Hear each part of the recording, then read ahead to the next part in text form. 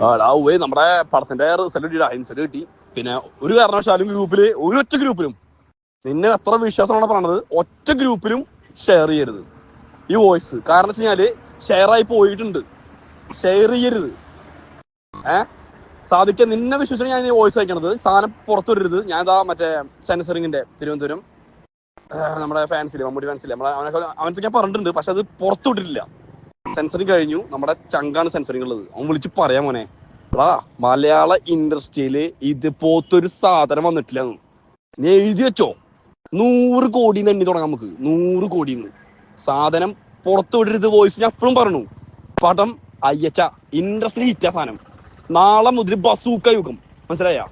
നമ്മള് രാജമാണിക്യത്തിന് ശേഷം നമുക്ക് നല്ലൊരു അയച്ചു കിട്ടിയില്ലല്ലോ, ആ വിഷമം മാറും. കണ്ടോ നീ ഈ സാധനം ഉണ്ടല്ലോ, വേറെ ലെവല് സാധനം എന്നാ പറഞ്ഞേ. മോശങ്ക ഗെയിം, ആ ഗെയിമിലൂടെ വന്നിട്ട് മമ്മൂക്കയുടെ അഴിഞ്ഞാട്ട പ്രചണ്ഡ സാധനം എന്ന് പറഞ്ഞ മോനെ.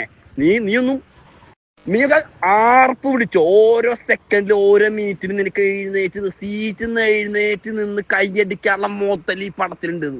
പടം 100 കോടിന്ന് എണ്ണി തുടങ്ങാം. ഞാൻ എത്ര ഫൈൻ വരുമെന്ന് പറയുന്നില്ല, അതൊക്കെ നിങ്ങൾ കണ്ടോ. പക്ഷേ എന്റെ ഈ വാക്ക് നീ നമുക്ക് നേരിട്ട് കാണണം. പടത്തിന് സക്സസ് മീൻ നമുക്ക് കേക്കൊക്കെ മുറിച്ച് സെറ്റ് ആക്കേണ്ടതാ. നീ കണ്ടോ, ഈ സാധനം വേറെ റേഞ്ചിലേക്ക് പോവാ.